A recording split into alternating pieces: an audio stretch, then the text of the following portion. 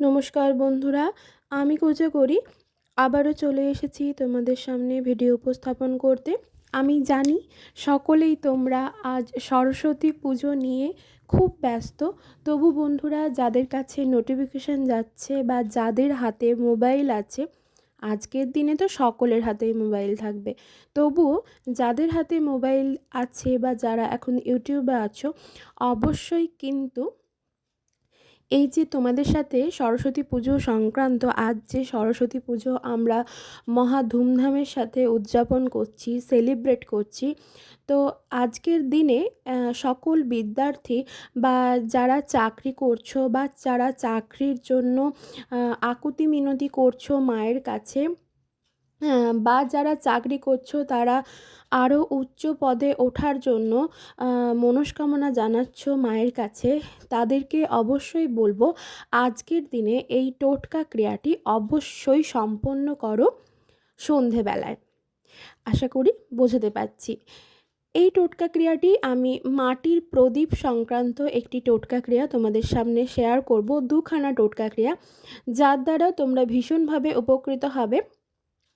48 ঘন্টায় ফললাভ করবে, বিরাট মিরাকেল ঘটবে তোমার জীবনে।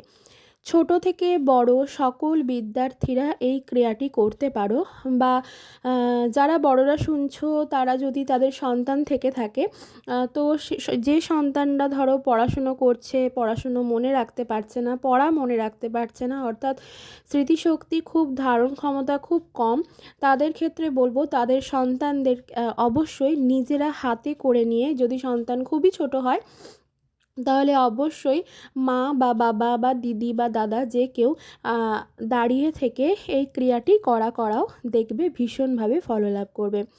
গত বছর এই ক্রিয়াগুলি আমি আমার ছেলে অর্থাৎ আমি আমার ওমের সাথে সম্পন্ন করেছিলাম। আমি ফললাভ করেছি, অনেকাংশেই ফললাভ করেছি, ওর অনেকটাই উন্নতি হয়েছে। তো যদিও ও এখন বাচ্চা, তবুও আমি বলবো যে আমি বাচ্চাদের ক্ষেত্রে যেটা বলছি, যাদের স্মৃতিশক্তি খুব কম তাদের ক্ষেত্রে বলছি। ধরো মনোযোগ দিতে পারছে না পড়ায়, খুব দুষ্টু, তো তাদের ক্ষেত্রেও বলবো এই ক্রিয়াটি করে দেখতে পারো, হাতে নাতে ফললাভ করবে।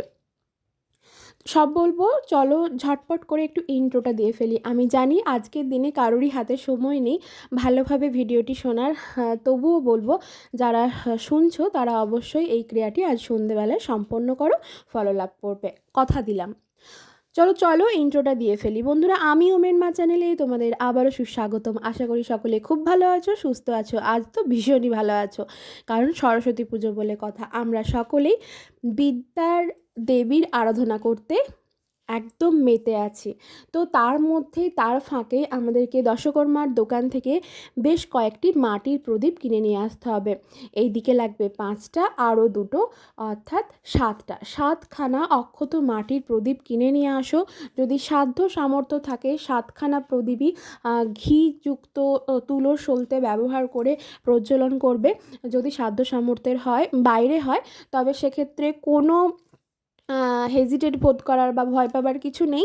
সেক্ষেত্রে তোমরা সর্ষের তেলের প্রদীপও প্রজ্বলন করতে পারো। কি করতে হবে চটপট শুনে নাও। প্রথম যেটা করতে হবে, এটা সকল বিদ্যার্থীকে বলবো, যাদের কথা বললাম আমি সকলেই করবে এই ক্রিয়াটি। যদি বাচ্চাদেরকে দিয়ে কেউ করাতে চাও, অবশ্যই সকলেই জানো, তবুও বলে দিচ্ছি, বড় কেউ পাশে থেকে নিজে হাতে করে করাবে, ঠিক আছে? তোমাদেরকে করতে হবে যেটা, প্রথম, যেখানে সরস্বতী ঠাকুর, সকলের বাড়িতে নিশ্চয়ই সরস্বতী ঠাকুর আছে, সকলের বাড়িতেই আরাধনা হয়েছে, কম বেশি সকলের বাড়িতেই হয়েছে। তো সরস্বতী ঠাকুরের ফটো যেখানে আছে বা ঠাকুর ঘরে, তোমাদেরকে প্রথমে যেটা করতে হবে, প্রথম টোটকাটি প্রদীপের টোটকা ক্রিয়া, সেটা হলো 5খানা মাটির প্রদীপ কিন্তু, হ্যাঁ, এক্ষেত্রে কিন্তু 5খানা বলেছি বলে পঞ্চপ্রদীপ প্রজ্বলন করবে তা কিন্তু না, ঠিক আছে? যেটা আমরা পিতলের বা কাঁসার পঞ্চপ্রদীপ ইউজ করি সেটা কিন্তু না। এক্ষেত্রে 5খানা মাটির প্রদীপ তোমাকে ব্যবহার করতে হবে, অর্থাৎ 5খানা মাটির প্রদীপ লাগবে। যদি ঘি দিয়ে জ্বালাতে পারো তাহলে তো ভীষণভাবে ভালো হয়, যদি ঘি দিয়ে না পারো সেক্ষেত্রে বলবো সর্ষের তেলের প্রদীপ প্রজ্বলন করলেও চলবে। 5খানা প্রদীপকে সুন্দর করে সাজিয়ে নিবে একটি ঠাকুরেরই ছোট প্লেট বা র্যাকাবের ওপর একটু প্রথমে অক্ষত আতপ চাল ছড়িয়ে দেবে, তার ওপর হলুদ গাঁদা ফুল, যেটি মায়ের খুব পছন্দের ফুল, মায়ের পছন্দের কালার, হলুদ গাঁদা ফুলের পাপড়ি ছড়িয়ে দেবে। তারপর সুন্দর করে গোল করে 4টে প্রথমে প্রদীপ দেবে, মাঝখানে আরেকটা দেবে, সেটা ঘিযুক্ত পারলে ভালো হয়, ঘিযুক্ত না পারলে সর্ষের তেল দিয়ে তুলোর সলতে ইউজ করে প্রদীপটি জ্বালাবে। তবে ওই যে 5খানা প্রদীপ বললাম, প্রত্যেকটি প্রদীপের মধ্যে কিন্তু একটি করে গোটা অক্ষত লবঙ্গ দিয়ে দেবে।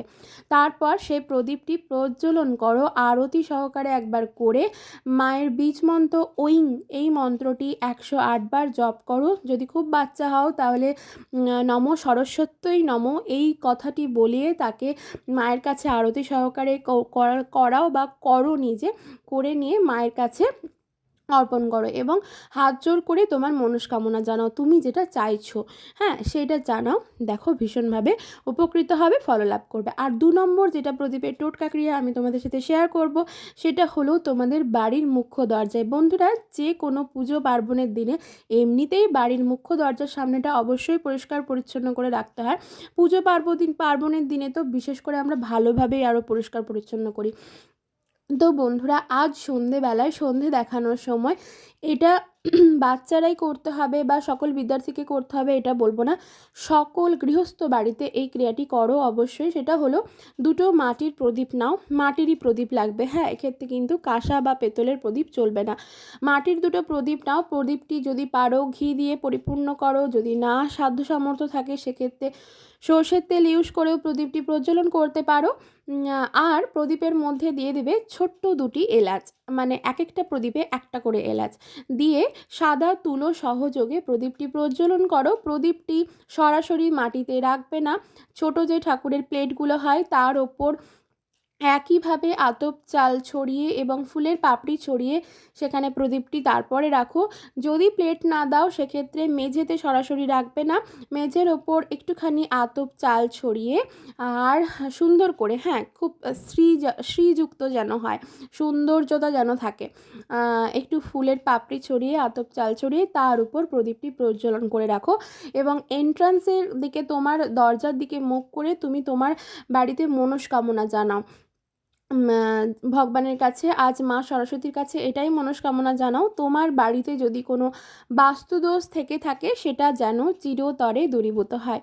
বন্ধুরা, এই ক্রিয়াটি বাচ্চা থেকে বড় সকলেই করতে পারো, এমনকি গৃহস্থ বাড়ির সকল মহিলা পুরুষ অর্থাৎ নারী পুরুষ নির্বিশেষে সকলেই এই ক্রিয়াটি সম্পন্ন করতে পারো, ভীষণভাবে উপকৃত হবে। আরেকটা জিনিস সেটা হলো, এটা যদিও আমি বলিনি তোমাদেরকে প্রথমে যে বলবো, সেটা হলো আজকের দিনে ঘোরার ফাঁকেও, ঘুরতে তো অবশ্যই যাচ্ছ সকলেই, আমি এটা জানি সকলেই করে, তো আজকের দিনে ঘোরার ফাঁকেও দশকর্মার দোকান থেকে যদি পারো একখানা স্ফটিকের মালা, সাদা স্ফটিকের মালা কিনে নিয়ে এসে বাড়ির মধ্যে রাখো, কিংবা তুমি যদি সরস্বতী ঠাকুরের গলায় পরাতে পারো ভীষণভাবে উপকৃত হবে। তোমার বাড়িতে যদি, এইটা আমার বাড়ির সরস্বতী ঠাকুর, এইরকম যদি একটি বিগ্রহ থেকে থাকে তবে অবশ্যই মায়ের গলায় নিবেদন করো স্ফটিকের মালাটি নিয়ে এসে গঙ্গা জলে শুদ্ধ করে নাও, তারপর সাদা চন্দন সহযোগে এই মালাটি মায়ের গলায় অর্পণ করো বন্ধুরা, এবং মায়ের কাছে, মায়ের মাথার কাছে অর্পণ করো একখানা ময়ূরের পালক। মা ময়ূরের পালক ভীষণ পছন্দ করেন, ক্রিয়াটি করে দেখো, এর দ্বারা কি হবে বলো তো, ময়ূর পালক বাস্তুদোষ প্রচণ্ড রকমের দূর করে দেয়। এই যে স্ফটিকের মালা বললাম, এই স্ফটিকের মালা প্রত্যেক দিন দর্শন করাও কিন্তু ভীষণ শুভ। এর দ্বারা কি হবে, তোমার শরীরের মধ্যে যদি কোনো নেগেটিভ এনার্জির প্রবেশ ঘটে থাকে, বা তোমার শরীর বলে নয় তোমার বাড়ির মধ্যেও যদি কোনো নেগেটিভ এনার্জির প্রবেশ ঘটে থাকে, তা কিন্তু চিরতরে দূরীভূত হবে। বাস্তুদোষ থেকে তো চিরতরে দূরীভূত হবেই তুমি, এটা একেবারে সদা সত্য কথা। তো এই ক্রিয়াগুলি বন্ধুরা আজ সন্ধ্যের মধ্যে তোমরা অবশ্যই করো। আমি জানি সকলে খুব ব্যস্ত, তার মধ্যেও একটু ফাঁক খুঁজে এই ক্রিয়াগুলি সম্পন্ন করো, হাতে নাতে ফললাভ করবে। বন্ধুরা, সন্ধে তো দেখাবেই, তার মাঝে এই ক্রিয়াগুলি করো না, দেখো না, ভীষণভাবে উপকৃত হবে। ভিডিওটি যদি ভালো লেগে থাকে অবশ্যই লাইক করো, শেয়ার করো প্রচুর প্রচুর করে আপনজনদের সাথে, যাতে তারাও এই ক্রিয়াটি আজই সন্ধেবেলায় সম্পন্ন করতে পারে। ভীষণভাবে উপকৃত হবে, খুব ফললাভ করবে, বাস্তুদোষ থেকে দূরীভূত হবে চিরতরে, নেগেটিভ এনার্জি চিরতরে সরে যাবে তোমার জীবন থেকে, তোমার বাড়ি থেকে। সকলে খুব ভালো থেকো, খুব এনজয় করো, সুস্থ থেকো, সাবধানে থেকো। আবারও আসবো।